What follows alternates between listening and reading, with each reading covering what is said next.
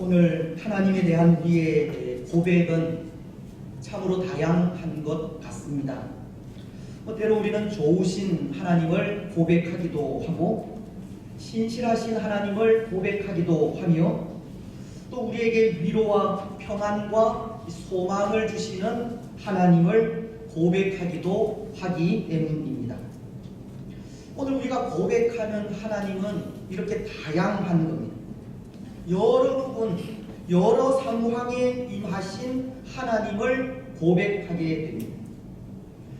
그런데 하나님에 대한 이런 고백은 아마도 대부분이 우리가 만난 하나님을 고백하게 되는 것이 아닐까 생각합니다.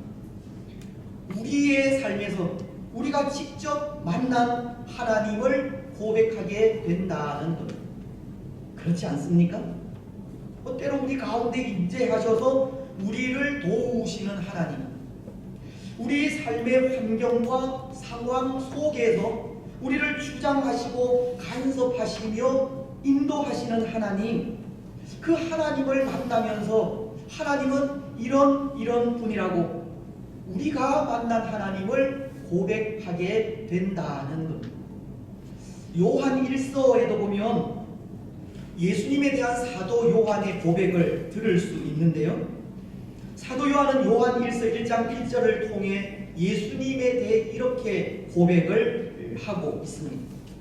태초부터 있는 생명의 말씀에 관하여는 우리가 들은 바요, 눈으로 본 바요, 자세히 보고 우리의 손으로 만진 바라.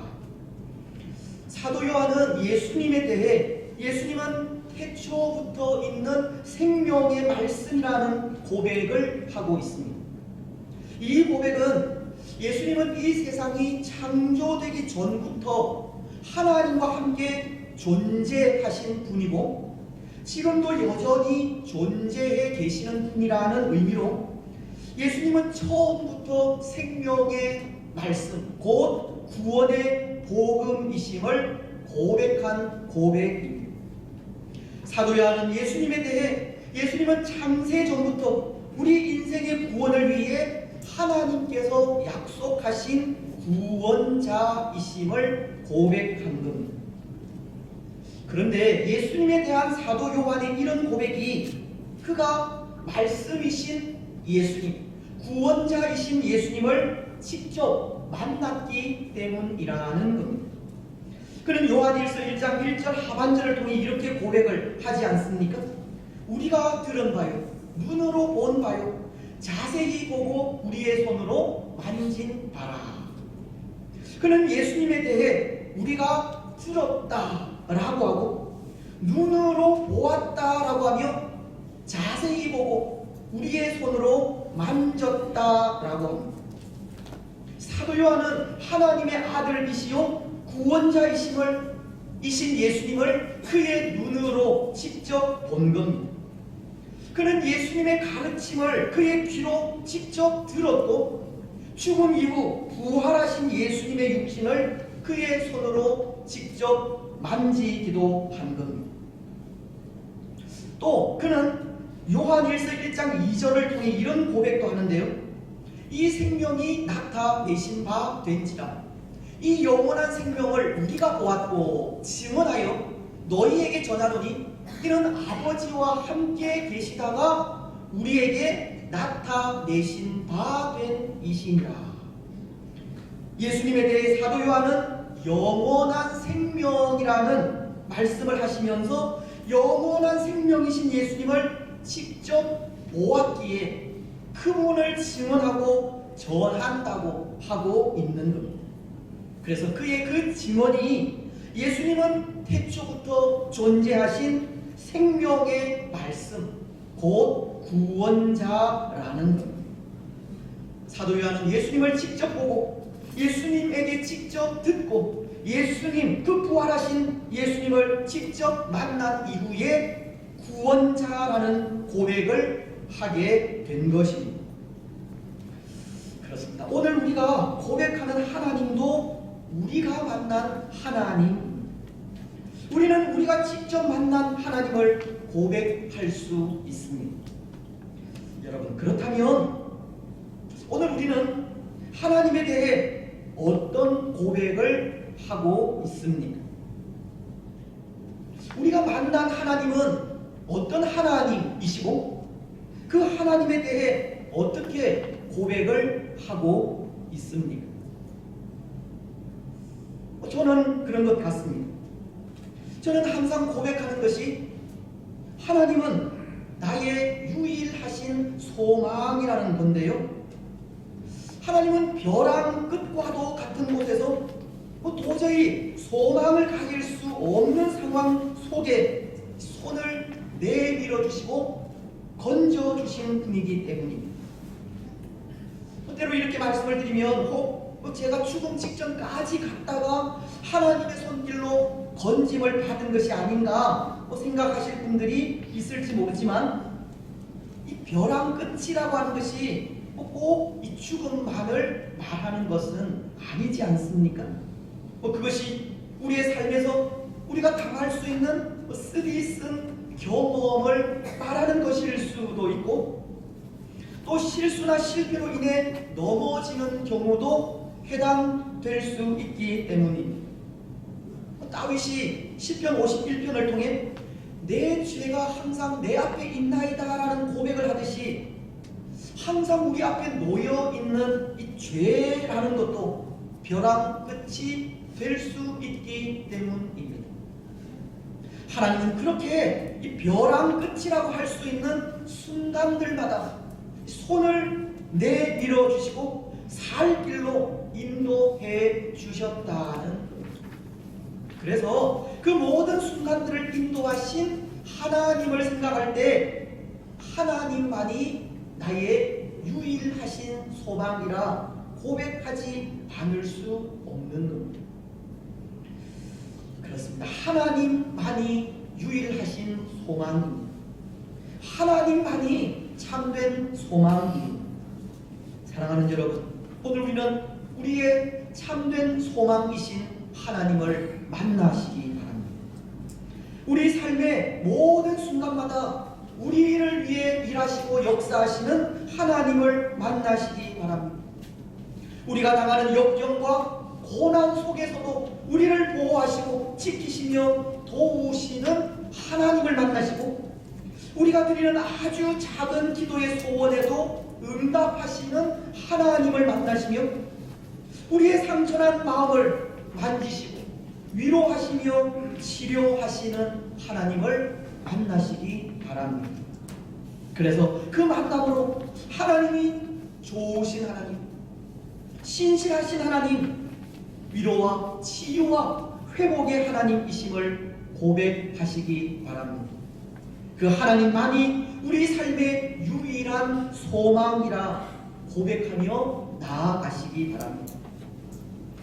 여러분, 오늘 말씀을 통해서도 그런 하나님을 만날 수 있는데요, 우리 삶의 모든 상황을 주장하시고 다스리시며 인도하시는 하나님을 만날 수 있습니다. 마치 벼랑 끝과도 같은 상황 속에서 구원의 손을 내밀어 주시고 살 길로 인도하시는 하나님을 만날 수 있습니다. 오늘 우리가 읽은 말씀을 보면 이제 바울이 사람들 앞에 자신이 로마 시민임을 알리게 되어졌고, 그래서 그 매인 착고가 풀리게 되고 유대인들에 의해 당한 고소 내용이 무엇인지 그 진상을 밝히는 장면의 말씀인데요, 22장 30절은 이렇게 말씀을 하고 있습니다. 이튿날 천부장은 유대인들이 무슨 일로 그를 고발하는지 진상을 알고자 하여 그 결박을 틀고 명하여 제사장들과 온 공회를 모으고 바울을 데리고 내려가서 그들 앞에 세우니라. 때로 로마 시민이기도 하지만 유대인이기도 한 바울에게 이 로마 군대의 천부장은 먼저 유대인들이 고소한 고소의 이유가 무엇인지 알고자 한 것입니다. 그래서 공회를 소집하게 된 것인데요, 여기 공회라고 하는 것은 유대인들이 가진 모든 문제를 해결하는 이 사내들인 공회를 말하는 것으로 대제사장이 이 기구의 의장으로 사람들이 지은 죄의 그 경중에 따라서 사형 판결까지 내릴 수 있는 이 법정 기구를 말하는 것이 이 공회에 해당되는 것입니다. 하지만 비록 사내들인 공회에서 사형 판결이 났다고 해도 로마의 행정장관이 그것을 승인하지 않을 경우 그 판결은 무효화가 되기도 하는데요. 오늘 로마 군대의 천부장은 바울을 바로 여기 사내들인 공회의 재판을 받게 한 것입니다. 그런데 오늘 이 말씀 속에서 우리의 삶을 인도하시는 하나님을 만날 수 있다는 것이 이 재판 과정에서 일어난 일 때문입니다. 오늘 6절은 재판 중에 있는 바울이 공회원들 앞에 이런 말을 하는 것을 읽을 수가 있습니다. 바울이 그중 일부는 사두개인이요 다른 일부는 바리새인인 줄 알고 공회에서 외쳐 이르되 여러분 형제들아 나는 바리새인이요 또 바리새인의 아들이라 죽은 자의 소망 곧 부활로 말미암아 내가 신문을 받노라. 바울은 지금 이 사내들인 법정 안에 바리새인들과 사두개인들이 양분되어져 있는 줄을 알고 자신이 바리새인의 아들임을 밝히면서 바리새인들이 주장하는 죽은 자의 소망과 부활 때문에 신문을 받는다는 말을 하고 있는 거예요. 사실은 그 교리를 이 사두개인들이 믿지 않아서인데요. 비록 같은 유대인이지만 사두개인들은 죽은 자가 다시 살아나는 부활이나 천사나 이 영을 믿지 않았습니다. 오늘 바울은 그것을 언급하면서 이 사두개인들의 마음을 상하게 하고 또 사두개파와 바리새파 두 계파 간의 분쟁을 일으키게 하려 한 것입니다. 바울은 바리새인들만 믿는 교리를 언급하면서 그들 두 계파 간의 이 갈등을 유발시킨 겁니다. 그래서 7절 말씀은 그 상황에 대해서 이렇게 말하고 있습니다. 그 말을 한즉 바리새인과 사두개인 사이에 다툼이 생겨 무리가 나누어지니 때로 바리새인들은 바울의 말을 옹호하게 되지만 사두개인들은 그 말에 대해 비판을 가함으로 한 마음으로 바울을 정죄하기 위해 모인 그들 두 계파가 나누어지게 된 것입니다. 그들 사이에 분쟁이 일어나고 분열이 일어나므로 바울을 정죄하여 사형에 처하려 한 그 계획들이 무산되고 말았다는 겁니다.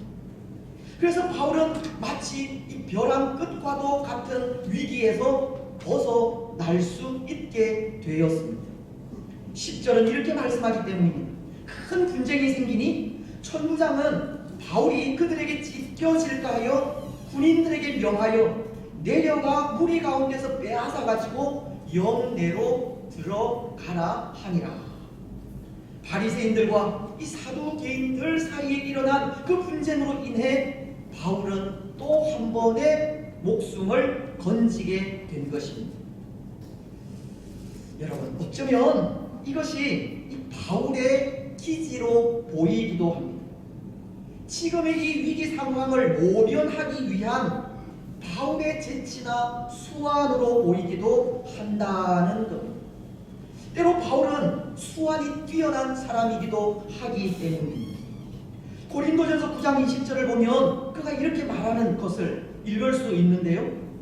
유대인들에게 내가 유대인과 같이 된 것은 유대인들을 얻고자 하며 율법 아래에 있는 자들에게는 내가 율법 아래에 있지 아니하나 율법 아래에 있는 자같이 된 것은 율법 아래에 있는 자들을 얻고자 함이요.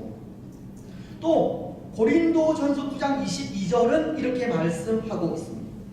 약한 자들에게 내가 약한 자와 같이 된 것은 약한 자들을 얻고자 하며 내가 여러 사람에게 여러 모습이 된 것은 아무쪼록 몇 사람이라도 구원하고자 함이니. 이 말씀은 이 바울이 전도할 때 사용한 전도 전략이 이렇다는 것을 말하는 것으로, 그는 상황과 대상에 맞는 이 전도 방법을 사용했다는 것을 전하는 것. 다시 말씀을 드리면 바울은 상황과 이 대상에 맞추어서 전도를 하기까지 그 상황 판단력이 뛰어나다는 것을 말하는 것. 오늘 서로 교리가 다른 사두개인들과 바리새인들 간의 다툼을 유발한 것도 바로 그의 그 뛰어난 상황 판단력 때문이 아닌가 한다는 것입니다.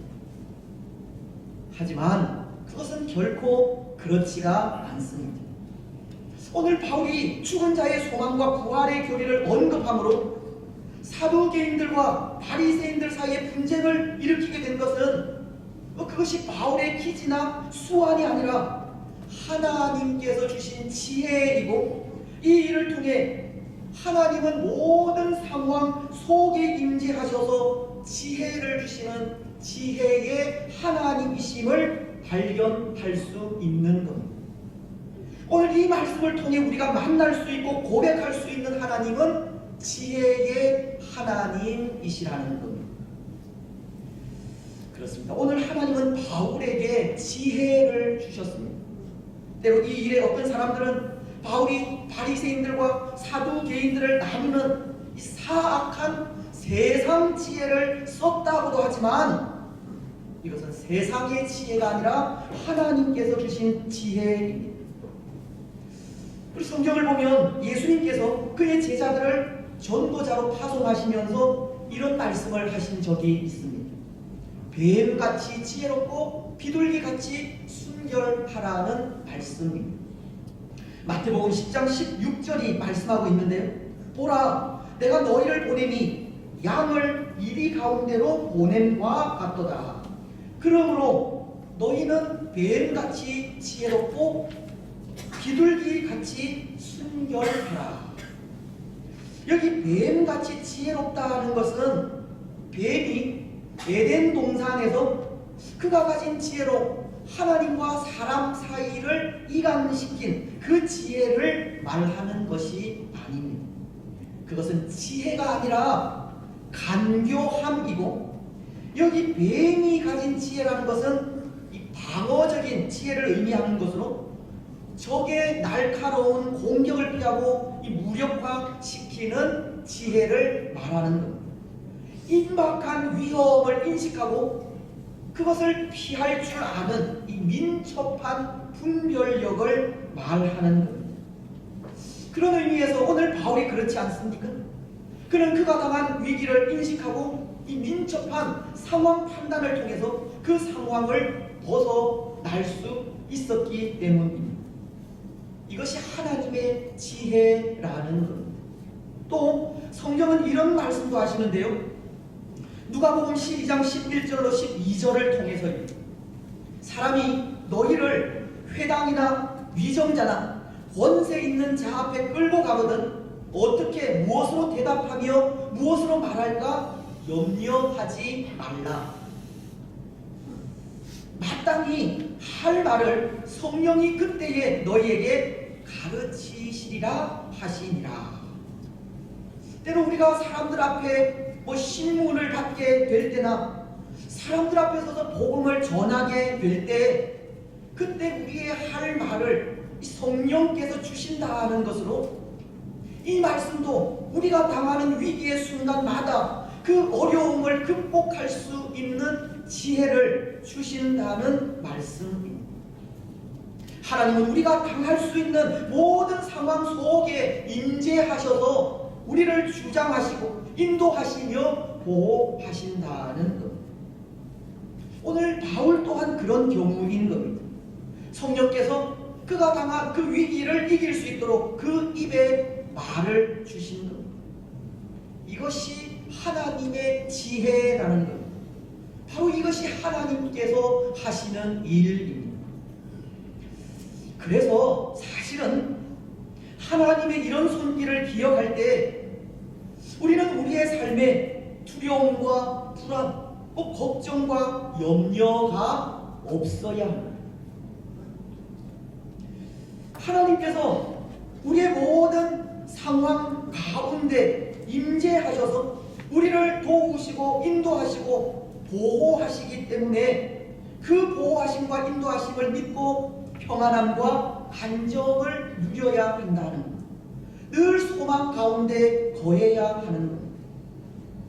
하나님은 위기의 순간마다 지혜를 주시고 필요할 때마다 성령을 통해 할 말을 주시는데 그것을 인정하고 믿는다면 결코 두려움과 불안, 염려와 걱정에 빠질 필요가 없는 겁니다. 사랑하는 여러분, 오늘 우리는 위기의 순간마다 지혜를 주셔서 그 위기를 극복하게 하시는 하나님으로 인해 담대하시기 바랍니다.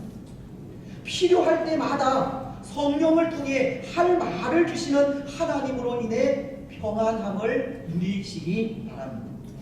우리 삶의 모든 상황을 주장하시는 하나님으로 인해 항상 소망 가운데 거하시기 바랍니다.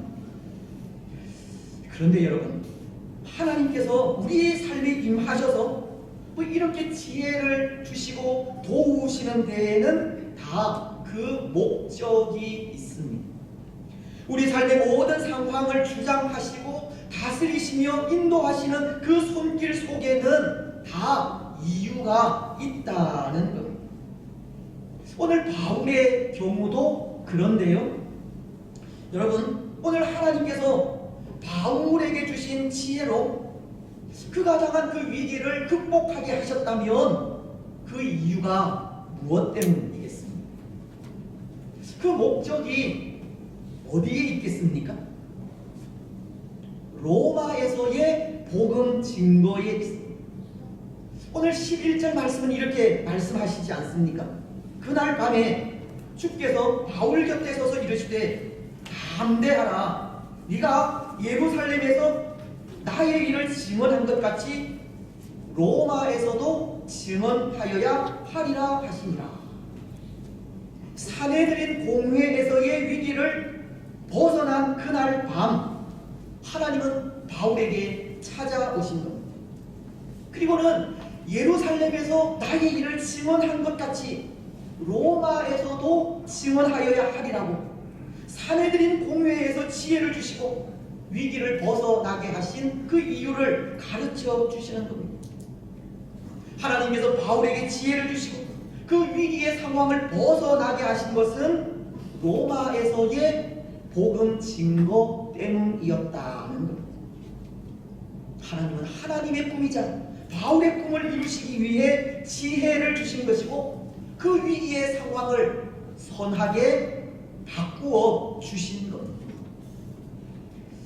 사실 그렇지 않습니까? 우리가 계속 생각하고 있는 말씀이지만 바울에게는 하나의 꿈이 있었습니다. 로마도 보아야 하리라는 겁니다. 사도행전 19장 21절은 이렇게 말씀을 하시는데요. 이 일이 있은 후에 바울이 마케도냐와 아가야를 거쳐 예루살렘에 가기로 작정하여 이르되 내가 거기 갔다가 후에 로마도 보아야 하리라 하고, 바울에게는 로마로 가서 이 복음을 전하고 싶은 마음이 있었던 겁니다. 그래서 오늘 여기 예루살렘에 오게 된 것도 예루살렘을 거쳐서 로마로 가기 위한 것이 목적이었습니다.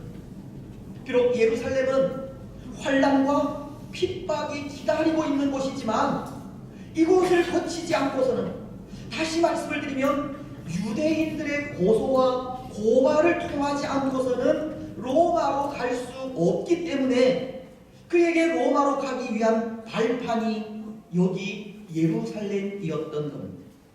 그리고 지금 로마로 가는 그 길을 향해 한 걸음 한 걸음 걸어가고 있는 겁니다. 오늘 하나님은 바울의 꿈을 이루시기 위해 지혜를 주셨습니다. 바울이 당한 모든 상황 속에 임재하셔서 그를 주장하시고 보호하시며 인도하신 것이 로마에서의 복음 증거를 위해서입니다. 바울은 그가 가진 꿈으로 하나님의 도우시는 손길을 받고 있는 겁니다. 그렇습니다. 사랑하는 여러분, 분명한 것은 하나님의 꿈을 가진 자들에게 하나님의 도우시는 손길이 있다는 겁니다. 사명을 가진 자에게 하나님은 상황과 환경을 이길 수 있는 힘을 주십니다. 주의 나라와 그의 의를 위해 살고자 하는 자에게 하나님은 지혜를 주시고 능력을 주십니다. 비록 벼랑 끝에 서 있다 할지라도 하나님 앞에서 신실하게 살아가려는 자들이 있다면 하나님은 그들을 위해 일하시고 그들을 위해 잠잠하지 않으시는 겁니다. 하나님은 하나님의 뜻이 이루어지고 하나님의 나라가 세워지며 하나님의 이름이 드러나는 곳에 역사하시는 분이기 때문입니다. 이사야서 62장 1절이 나는 시온의 의가 빛같이 예루살렘의 구원이 횃불같이 나타나도록 시온을 위하여 잠잠하지 아니하며 예루살렘을 위하여 쉬지 아니할 것인지으기라고 하시듯 하나님은 하나님의 나라와 그의 백성들이 가진 꿈을 이루시기 위해 쉬지 않고 일하시고 끊임없이 역사하시는 분이십니다. 여러분, 오늘 우리는 어떠합니까? 오늘 우리는 하나님의 나라를 위해 어떤 꿈을 가지고 있습니까? 어떤 사명을 가지고 교회를 위하여 충성하고 있습니까? 오늘 우리에게 하나님의 나라와 그의 의를 위하여 살려는 마음이 충만합니까? 오늘 우리가 살아가는 시대가 비록 벼랑 끝이라 할지라도 이 시대 속에서도 하나님의 사람으로 신실하게 살아가고 있습니까? 혹 오늘 우리는 하나님의 나라에 대한 꿈이 아니라 나 자신만을 위한 꿈을 꾸고 있지 않습니까? 오늘 우리가 살아가는 삶이 다 개인의 유익과 이익만을 위한 삶이 아닙니까? 우리가 살아가는 신앙의 삶도 나의 만족을 위한 삶이 아닙니까? 오늘 우리는 무엇을 위해 살아가고 있고 우리 살아가는 그 삶의 그 궁극적인 목적을 어디에 두고 있습니까?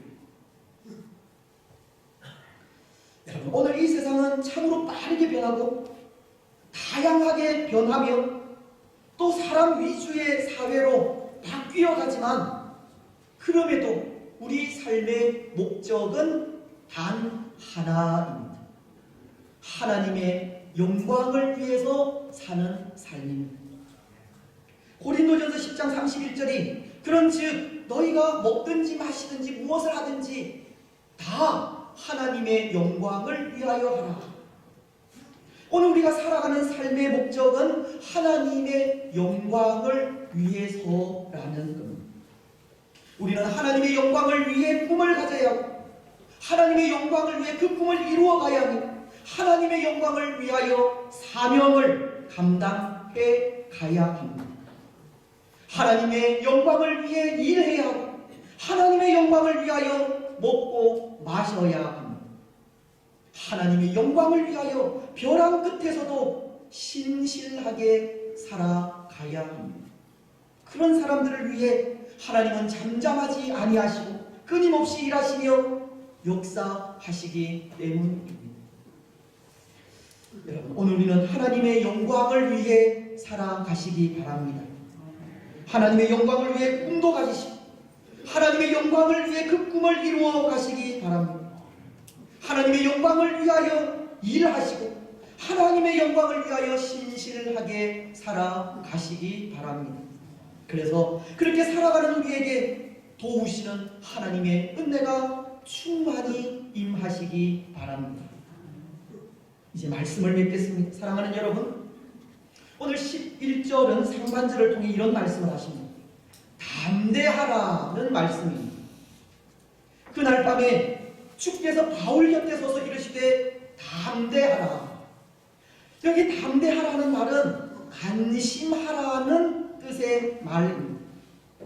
하나님은 로마도 보아야 하리라는 바울에게 로마에서도 복음을 증거하여야 하리라고 하시면서 안심하라고 하신 겁니다. 왜냐하면 하나님께서 그 일에 함께 하실 것이기 때문입니다. 하나님께서 그 일을 이루어 주실 것이기 때문입니다. 하나님께서 오늘 사내들인 공회의 위기로부터 이 바울을 건져 주신 것처럼 바울이 가진 그 꿈이 이루어지기까지 하나님은 바울과 함께 하시고 도우실 것이기에 담대하라, 안심하라고 말씀하신 겁니다. 사랑하는 여러분, 하나님은 오늘 우리에게도 담대하라고 하십니다. 안심하라고 하십니다. 하나님은 사명을 가지고 하나님의 영광을 위해 살아가는 우리를 도우실 것이기 때문입니다. 믿음 안에서 신실하게 살아가는 우리의 걸음을 인도해 주실 것이기 때문입니다. 오늘 우리는 믿음으로 담대하시고 믿음 안에서 신실하게 살아가시기 바랍니다.